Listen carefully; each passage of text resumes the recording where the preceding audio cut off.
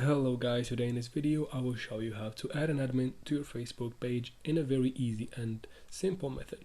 So let's jump right into it. First, let's open the Facebook app and then we go to the menu by tapping the picture on the top right corner. Then we go ahead and switch roles by tapping the arrow next to your profile and we choose the page that you want to add an admin to. From there we go ahead and tap the menu again and then we go to a professional dashboard. From there we go to page access. Now just tap add new and then next. Here you will just search for the name of the person that you want to add as an admin. And then we tap on it. Here it will explain to you what type of access this user will get.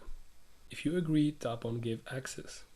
It will require you to fill in your password for security reasons.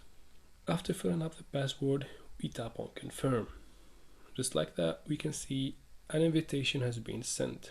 Now the user has to confirm the invitation, and just like that, you have added an admin to your Facebook page. If this video was helpful, please don't forget to like and comment down below, and also subscribe to this channel for future solutions to all of your tech problems. Thanks.